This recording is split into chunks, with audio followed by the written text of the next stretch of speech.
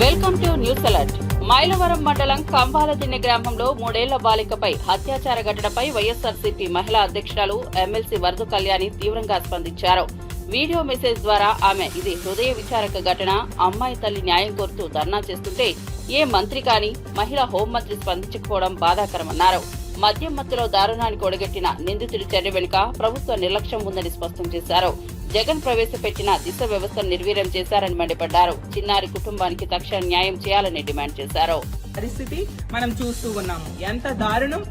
మా కుటుంబానికి న్యాయం చేయండి, ఇలాంటి తప్పుడు పని చేసిన దుర్మార్గుడికి అలాంటి ఆలోచన కూడా రాకుండా కఠినమైన శిక్ష వేయాలి అనే తల్లి డిమాండ్ చేస్తూ ఉంది. ఇంత దారుణమైన సంఘటన జరిగినా కూడా కనీసం ఈ మంత్రులకి, ముఖ్యంగా హోంమంత్రి గారు, ఒక మహిళా హోంమంత్రి అయినా కూడా ఆమెకి స్పందించాలి, ఈ సంఘటన మీద ఆ కుటుంబం దగ్గరికి వెళ్లి ధైర్యం చెప్పాలి, భరోసా ఇవ్వాలి అనే ఆలోచన కూడా ఈ మంత్రులు ఎవరికి రాని పరిస్థితి మనం చూస్తూ ఉన్నాము. ఈ మంత్రులందరూ ఇప్పుడు ఏం చేస్తూ ఉన్నారు? ఆ కడపలో మహానాడు ఏర్పాట్ల మీద దృష్టి సారించారు, దానికోసం రివ్యూలు చేస్తూ కనిపిస్తూ ఉండే పరిస్థితి ఉంది తప్ప ఎంత దారుణమైన సంఘటన జరిగినా కూడా కనీసం స్పందించాలనే ఆలోచన కూడా ఈ రాష్ట్ర ప్రభుత్వానికి లేకపోవడం నిజంగా చాలా బాధాకరం. ఈ సంఘటన వెనుక కూడా ఆ దుర్మార్గుడు, ఆ కామాంధుడు, మద్యం మంత్రులు ఇలాంటి పని చేయడం జరిగింది. మేము ముందు నుంచి కూడా చెప్తున్నాం, ఈ కూటమి ప్రభుత్వం అధికారంలోకి వచ్చాక ఈ రాష్ట్రంలో మద్యం ఏరులై పారుతూ ఉంది. ఎక్కడికక్కడ వెచ్చలవిడిగా బెల్ షాప్స్ కనిపిస్తూ ఉన్నాయి, పెర్మిట్ రూమ్స్ వెచ్చలవిడిగా ఉండే పరిస్థితి చూస్తూ ఉన్నాము, వైన్ షాప్స్ పెరిగిపోయాయి. దీని వలన చాలా మంది మద్యానికి బానిసయి మహిళల మీద అఘాయిత్యాలు చేస్తూ ఉండే పరిస్థితి కనిపిస్తూ ఉంది. కాబట్టి వాటిని తొలగించండి అని మా వైఎస్ఆర్ కాంగ్రెస్ పార్టీ ముందు నుంచి కూడా మొత్తుకుంటూ ఉన్నా కూడా ఈ రాష్ట్ర ప్రభుత్వానికి చలనం లేని పరిస్థితి మనం చూస్తూ ఉన్నాం. ఈ రోజు తీసుకుంటే ఈ రాష్ట్రంలో రోజుకి 70-80 సంఘటనలు మహిళల మీద అఘాయిత్యాలు జరుగుతూ ఉండేట్టుగా కేసులు నమోదవుతున్నాయి. అంటే గంటకి 3-4 సంఘటనలు, ఎలాంటి సంఘటనలు జరుగుతూ ఉండే పరిస్థితి మనం చూస్తూ ఉన్నాం. అంటే మహిళల రక్షణ ఎంత గాలిలో దీపంలా ఉంది అనేది మనం అర్థం చేసుకోవచ్చు. ఈ రోజు తీసుకుంటే ఈ కూటమి ప్రభుత్వం అధికారంలోకి వచ్చాక హోంమంత్రి గారు చెప్పారు, కూటమి అధికారంలోకి వచ్చింది, ఈ రాష్ట్రంలో ఉన్న ఆడబిడ్డలందరూ ప్రశాంతంగా నిద్రపోవచ్చు అని. అమ్మ హోంమంత్రి గారు, మిమ్మల్ని అడుగుతూ ఉన్నాను, ఎక్కడ ఆడబిడ్డలు ఈ కూటమి ప్రభుత్వం అధికారంలోకి వచ్చాక ప్రశాంతంగా నిద్రపోతూ ఉన్నారు? ఆడబిడ్డలు ఇంట్లో ఉన్నా రక్షణ లేదు, స్కూల్ కి వెళ్ళినా రక్షణ లేదు, కాలేజ్కి వెళ్ళినా రక్షణ లేదు, పని ప్రదేశానికి వెళ్ళినా కూడా అక్కడ కూడా రక్షణ లేని పరిస్థితి నెలకొని ఉంది. ఆ రోజు జగన్మోహన్ రెడ్డి గారు ప్రవేశపెట్టిన దిశ వ్యవస్థ జగన్మోహన్ రెడ్డి లేవనెత్తిన మద్యం కుంభకోణంపై ప్రజల దృష్టిని మళ్లించేందుకే కూటమి ప్రభుత్వం కుట్రలు పండుతోందని పోతిన మహేష్ విమర్శించారు. ఎల్లో ముఠా కోర్టులు కాకుండానే విచారణ జరుపుతుండడం దుర్మార్గమన్నారు. ఆధారాలు ఉన్నాయని చెబుతూ డేటా డిలీట్ చేశారన్నది వాళ్లే చెప్పడం ఏమిటని ప్రశ్నించారు. నిజంగా డేటా డిలీట్ చేసి ఉంటే బేవరేజెస్ కార్పొరేషన్ పై ఎందుకు కేసు పెట్టలేదని నిలదీశారు. ప్రజలను మోసం చేసేందుకు కేటాయించిన కథానికలు సాగవని హితో పలికారు. కోర్టులు గాని, జడ్జిలు గాని ఎవరు కూడా ట్రయల్ చేయకుండానే ఎల్లో ముఠా ట్రయల్ చేసేస్తాం. ఎల్లో ముఠా ట్రయల్ చేస్తోంది. ఇక్కడెక్కడ రాజ్యాంగబద్ధంగా ఏర్పడినటువంటి సంస్థలు గాని, కోర్టులు గాని, జడ్జి గారులు గాని ఎవరు కూడా ట్రయల్ చెయ్యకుండానే ఎల్లో ముఠా ట్రయల్ చేస్తోంది. ఎంత దుర్మార్గం ఇది! జగన్మోహన్ రెడ్డి గారి మీద కావాలనే విష ప్రచారం చెయ్యాలని, బురద జల్లాలని నిత్యం ఇదే పని పెట్టుకుంటా ఉంది. ఎల్లో ముఠా ఇదే పని పెట్టుకుంటా ఉంది. వాళ్లే ఆరోపణలు చేస్తారు, వాళ్లే ఆధారాలు ఉన్నాయంటారు, చివరికి ఆధారాలన్నీ కూడా చెరిపేశారని కూడా వాళ్లే అంటా ఉన్నారు. ఇవన్నీ ఎందుకు చేస్తా ఉన్నారంటే ఈ లిక్కర్ పాలసీలో ఏదో స్కామ్ జరిగిపోయిందని ఒక కట్టు కథ అల్లి కక్షపూరితంగా కొంతమందిని ఇరికించి జైల్లో పెట్టారు. వారందరూ ఇప్పుడు కోర్టుల దగ్గర బెయిల్ పిటిషన్లు వేస్తుంటే మళ్లీ సరికొత్త ఆరోపణలు చేసి వ్యవస్థల్ని ప్రభావితం చేయాలని నానా రకాలుగా ప్రయత్నాలు చేస్తాం. అందులో భాగంగానే రోజుకొక కొత్త బేతాళ కథ అలుగుతా ఉంటారు. రోజుకొక కొత్త బేతాళ కథ. మొన్నటి వరకు రకరకాల మాటలు మాట్లాడారు. ఇప్పుడేమో కొత్తగా ఇంకొక బేతాళ కథ సృష్టించి డేటా మాయమైపోయింది, డేటా డిలీట్ చేశారు, డేటా కనబడట్లేదని ఒక కొత్త కథ మాట్లాడుతా ఉన్నారు. ఇది ఒక కొత్త డేటా కథ. ఇందులో 350 టెరాబైట్ల డేటా లేకుండా డిలీట్ చేశారని, ఫోరెన్సిక్ కూడా దొరకకుండా చేశారని కొత్త బేతాళ కథలో రాశారు. కొత్త బేతాళ కథలో రాశారు. దీన్ని బట్టి రాష్ట్ర ప్రజలందరికీ మాకు అర్థమవుతుంది ఏంటంటే ఈ ప్రభుత్వం దగ్గర ఎట్లాంటి ఆధారాలు లేవు, ఇదంతా పెద్ద కట్టు కదా అని రాష్ట్ర ప్రజలకి మాకు చాలా స్పష్టంగా అర్థమైంది. మీరు మనుషుల్ని బెదిరించి లొంగ తీసుకొని భయపెట్టి ప్రలోభపెట్టి తీసుకున్నటువంటి తప్పుడు వాంగ్మూలాలు స్టేట్మెంట్లు తప్ప ఈ ప్రభుత్వం దగ్గర ఆధారాలు గాని ఎవిడెన్స్లు గాని లేదనేది చాలా స్పష్టంగా అర్థం. తెలంగాణపై కాంగ్రెస్ శాపంగా మారిందని మాజీ మంత్రి హరీష్ రావు తీవ్ర విమర్శలు చేశారు. ఏడాదిన్నర కాలంలో ఒకే ఒక ప్రాజెక్టు కట్టలేదని, కొత్తగా 1 ఎకరానికి కూడా నీళ్లు ఇవ్వలేదని ఆగ్రహం వ్యక్తం చేశారు. కృష్ణానది ప్రాజెక్టులను కేంద్రానికి అప్పగించడం రాష్ట్రానికి నష్టం తెచ్చిందని అన్నారు.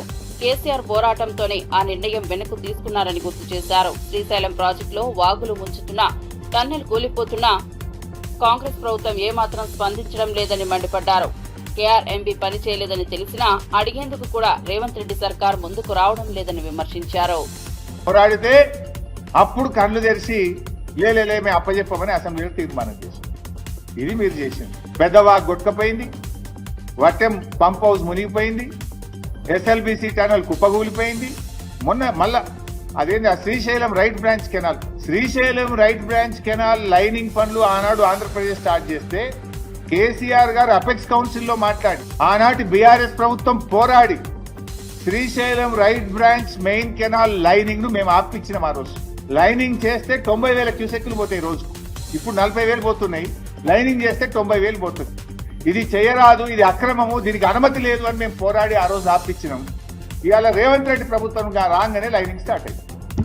వీళ్ళు కళ్ళు మూసుకున్నారు. ఇక తర్వాత కేఆర్ఎంబీ పనిచేయదు, రాష్ట్ర ప్రభుత్వం అడగదు. మనకు కృష్ణా నదిలో తాత్కాలిక ఒప్పందం ఉన్నది. ఇప్పుడు అవార్డు ఫైనల్ అయ్యేదాకా ఎట్లాగో ఇప్పుడు వాదనలు జరుగుతూ ఉన్నాయి. సెక్షన్ 3 కేసీఆర్ గారు సాధించిండ్రు. కృష్ణాలో మన ఫైనల్ షేర్ మనకు వస్తుంది. 34% జలాలు తెలంగాణ వాడుకునే హక్కును కలిగి ఉంటే ఈ రేవంత్ రెడ్డి ప్రభుత్వం యొక్క చేతగానితనం వల్ల, ఉత్తమ్ కుమార్ రెడ్డి ఉత్తుత్త మాటల వల్ల ఇవాళ తెలంగాణ 65 టీఎంసీల నీళ్లను తక్కువ వాడుకున్నది ఈ సంవత్సరం. We are able to use only 27%, ever lowest after formation of the state. Telangana రాష్ట్రం ఏర్పడిన తర్వాత ఏ సంవత్సరం కూడా కృష్ణా నదిలో ఇంత తక్కువ నీళ్లను వాడలేదు.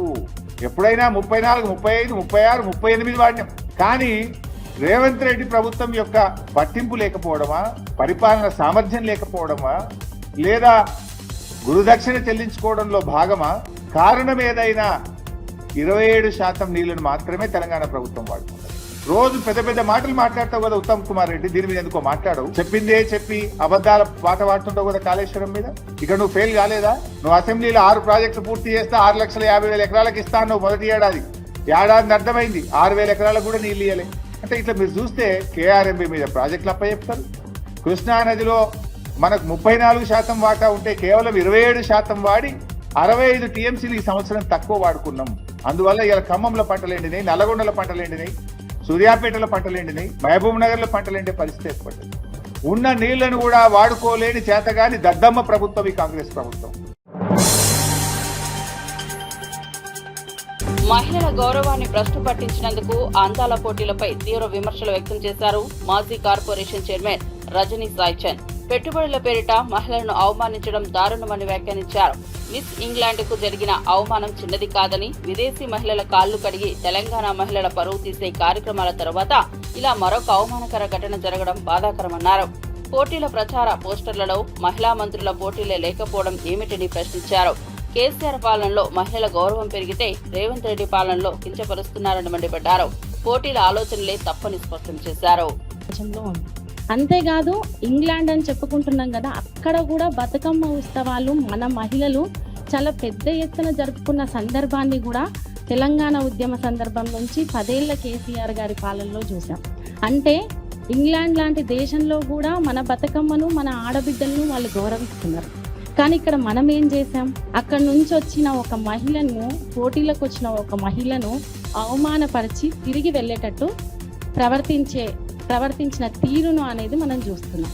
అయితే ఇక్కడ ఇంకొక ముఖ్య విషయం ఏంటంటే, రాష్ట్రంలో పరిస్థితి చూస్తే అంటే అందాల పోటీలను నిర్వహించే క్రమంలో అడ్వర్టైజ్మెంట్ లో ఇందాక సుంతక్క గారు చెప్పినట్టు రేవంత్ రెడ్డి గారి ఫోటో, బట్టి విక్రమార్క గారి ఫోటో, జూపల్లి కృష్ణారావు గారి ఫోటోను చూస్తున్నాం. మరి మీ మహిళా మంత్రులు ఎక్కడున్నారు? మీ పాలనలో, మీ ప్రభుత్వంలో మీ మహిళా మంత్రులకు మీరు గౌరవం ఇవ్వలేదు. మరి తెలంగాణ బిడ్డల సంగతి ఏం చేశారు? అందాల పోటీలకు వచ్చిన వారిని వాళ్ళ కాళ్ళు గడిగించి తెలంగాణ ఆడబిడ్డల గౌరవాన్ని తీసేశారు. మరి పోనీ అందాల పోటీలకు వచ్చిన విదేశీ వనితల కన్నా గౌరవం ఇచ్చారా అంటే, వాళ్ళని ఒక వేషల్లా చూసి ఈరోజు ఒక మిస్ ఇంగ్లాండ్ మిల్లీ మ్యాగీ తిరిగి వెనక్కి వెళ్ళి ఆ పత్రికలో అంతర్జాతీయ వ్యాప్తంగా మన రాష్ట్ర పరువు దిగజార్చే విధంగా స్టేట్మెంట్ ఇచ్చేటట్టు మీరు ప్రవర్తించారు. మేము ఒకటే అంటున్నాం, ముందుగా మీ ఆలోచననే తప్పు. అందాల పోటీల వల్ల పెట్టుబడులు వస్తాయన్న మీ ఆలోచననే తప్పు. మళ్ళీ అందులో మీ నిర్వహణ ఇంకా తప్పు.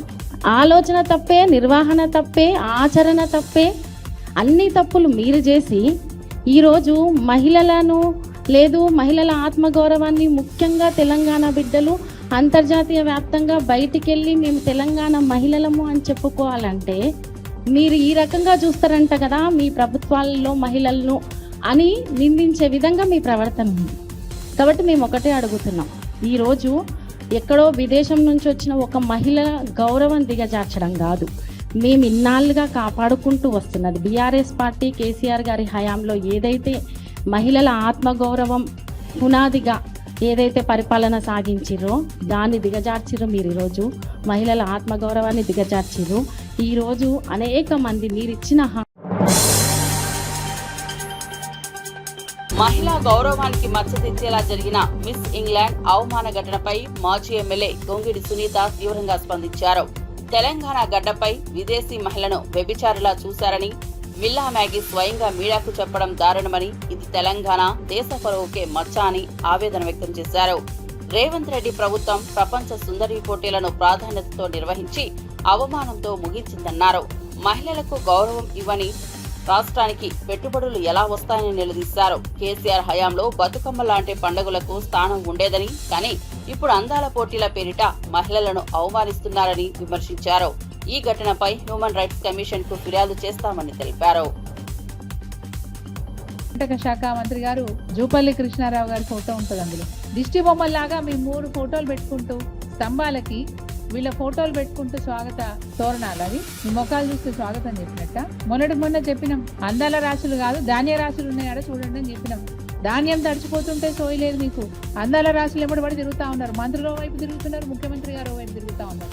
అవసరమా? ముఖ్యమంత్రి 6 సార్లు వాళ్ళతో సమావేశంలో పాల్గొనే అవసరం ఏముంది? మీకేం పని లేదా? రాష్ట్ర బాధ్యత మీ మీద ఉంది కదా, మీకు పని లేదా?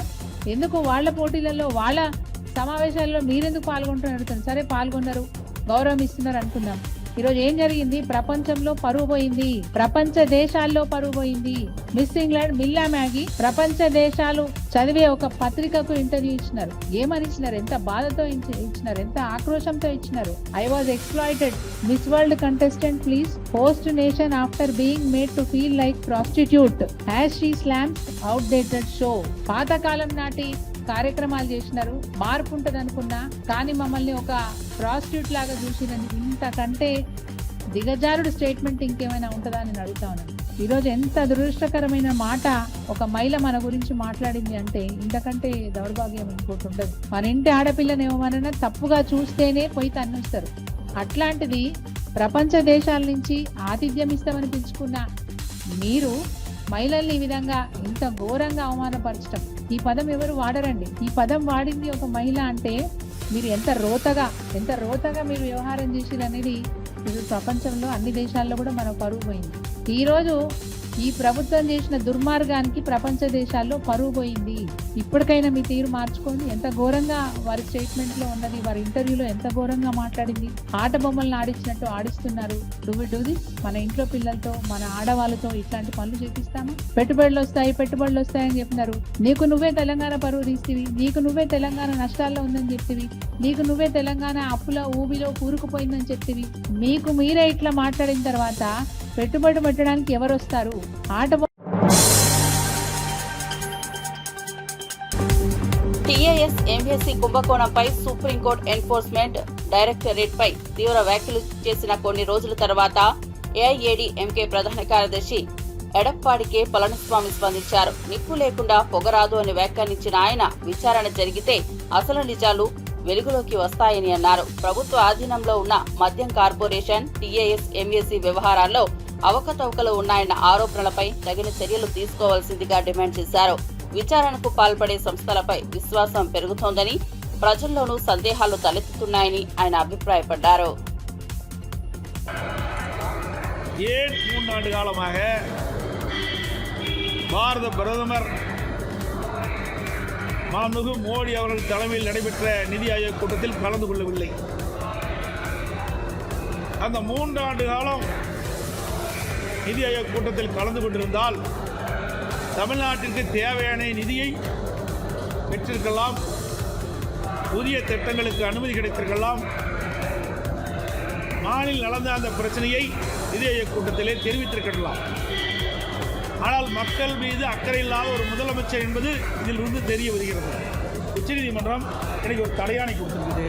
அதோட அமலாக்கத்துறைக்கு முழு விவரத்தை நீங்கள் அபிஜோட்டாக போகணும்னு சொல்லியிருக்கிறாங்க. முழு விவரம் வந்த பிறகு விசாரணையில் தான் தெரியும். ஏன்னா புகையில்லாமல் எரியாது, இது எல்லாருக்குமே தெரியும். எல்லா ஊடகங்களுக்கும் பத்திரிகைகளுக்கும் தெரியும். ஒரு பாட்டிலுக்கு 10 ரூபா வாங்குறாங்களே இல்லையா, இது ஊர் இருந்து உண்மை. அந்த அசோசியேஷன் தலைவரே சொல்கிறார், பேட்டி கொடுக்குறார் ஊடகத்தில் வாயிலாக, 10 ரூபா மாமூல் வாங்குறாங்க, இது மேல்மட்டத்து வரைக்கும் போகுது அப்படின்னு விலாவாரியாக அவங்க ஊடகத்திலே தெரிவிச்சிருக்கிறீங்க.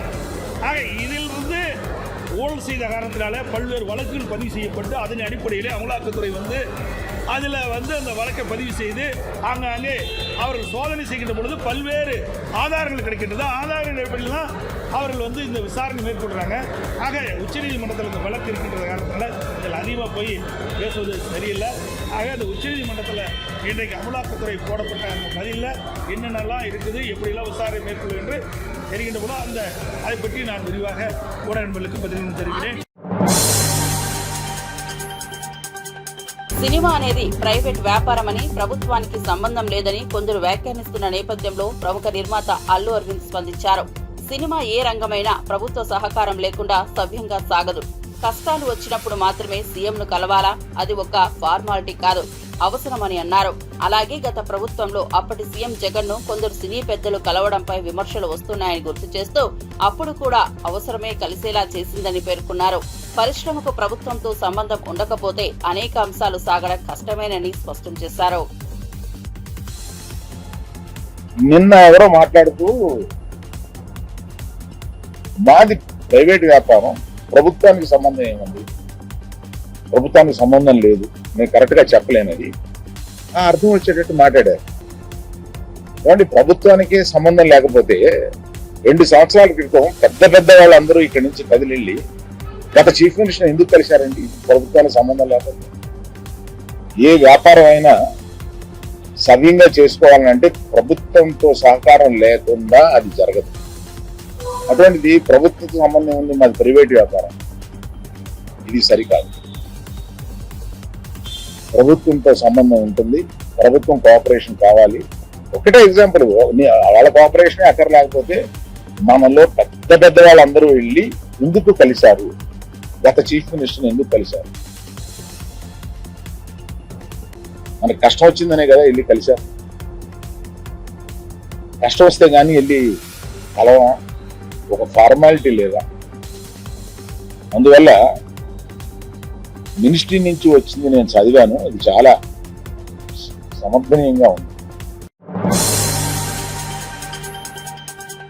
జమ్మూ కాశ్మీర్ మాజీ సీఎం గులాబ్ నబీ ఆజాద్ తీవ్ర వ్యాఖ్యలు చేశారు. ప్రపంచంలోనే ఎక్కువ మంది ఉగ్రవాదులు పాకిస్తాన్లోనే నివసిస్తున్నారని వెల్లడించారు. అఖిలపక్ష ఎంపీల బృందంలో సభ్యుడిగా బహ్రెయిన్ లో పాల్గొన్న ఆయన అక్కడి ఇండియన్ డియాస్పోరా సమావేశంలో మాట్లాడుతూ పాక్ పై మండిపడ్డారు. బహ్రెయిన్ మినీ ఇండియాలా ఉంది, ఇక్కడ అన్ని మతాల వారు కలిసిమెలిసి జీవిస్తున్నారు. మేమంతా వేరే పార్టీల వారైనా ఇక్కడికి ఇండియన్లుగానే వచ్చాం. శాంతి సామరస్యమే మా విలువలు. కానీ పాక్ కేవలం మతపరమైన ప్రాతిపదికన ఏర్పడింది, అందుకే అక్కడ శాంతి లేదు అని ఆజాద్ వివరించారు. कि हमें पूरी फ्रीडम है, जो कपड़े हम पहने, जहाँ पूजा पाठ करें, नमाज पढ़ें, हमें कोई ये देखने को तो एक नई चीज़ मिली इस बहरीन में। जहाँ तक पॉलिटिकल जिस मकसद के लिए हम आए हैं, अदर अलग अलग पॉलिटिकल पार्टी से संबंध रखने वाले और पूरे देश के दक्षिण से लेकर कश्मीर तक, कश्मीर से लेकर नागालैंड तक रिप्रेजेंटेटिव्स थे।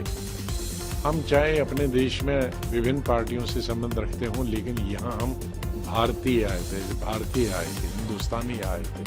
और यही हमारे लिए गौरव की बात है कि हमारे भारत में सब धर्म रहते हैं और प्यार से रहते हैं, प्रेम से रहते हैं। ये एक सबसे बड़ा मैसेज है पूरी दुनिया के लिए भी और बहरीन के लिए कि कुछ लोग तो आपस में, पाकिस्तान तो धर्म के आधार पर बना था, लेकिन वहाँ मुसलमान, बंगाल का मुसलमान और पंजाब का मुसलमान, साउथ ये वेस्टर्न पाकिस्तान और ईस्टर्न पाकिस्तान के मुसलमान इकट्ठे नहीं रह पाए और कुछ ही सालों में 2 कंट्री बन गई।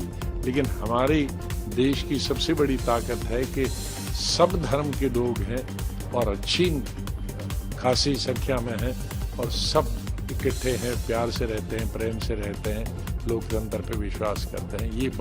ये दूसरा मैसेज। और तीसरा मैसेज है कि हम आज से नहीं, जब हम लोग पैदा में नहीं हुए, 1947 से पाकिस्तान कुछ न कुछ हिस्सा पे नजर, कुछ हिस्से पे नजर रखता है। पीओके जो है उन्होंने 47 पे किया, उन्होंने आक्रमण किया, हमने आक्रमण नहीं किया, उन्होंने आक्रमण किया। उसके बाद 65 में 3 जगह एट ए टाइम आकर कच्छ पे किया, श्रीनगर पे किया, अखनूर जम्मू पे किया, एट ए टाइम, एक के बाद 1 महीने के बाद 3 जगह। लेकिन मुंह की खानी पड़ी। 71 में तो बंटवारा ही हो गया उसका, फिर 99 में हुआ और उसके बाद अभी ये हुआ। तो हर दफ़ा और जितना आतंकवाद पाकिस्तान ने फैलाया, अगर हम देखेंगे तो जितने आतंकवादी Pakistan. Bhairavan movie pre release event లో నటుడు మంచు మనోజ్ భావోద్వేగంగా స్పందించారు. సినిమాను కులాలతో కలపడం తగదని, కళలకు కులం ఉండదని స్పష్టం చేశారు. సినిమా ఒక్క కులానికి సంబంధించింది కాదు. కళామ తల్లి కులం, గోత్రం చూడదు. మా కులం సినిమా, మా గుడి థియేటర్. టికెట్ తెగేటప్పుడు ఇది కమ్మ సినిమానా, కాపు సినిమానా, రెడ్డి సినిమానా అని ఎవరు అడగరు. టాలెంట్ ఉంటే ఎవరైనా నెత్తినెత్తుతారు. నేను నా పిల్లలకు కులమనే పదం తెలియకుండా పెంచుతానని మనోజ్ అన్నారు. తన క్యాస్ట్ చూడదు, కులం చూడదు, గోత్రం చూడదు. మా కులం సినిమా, మా గుడి సినిమా థియేటర్ అండి.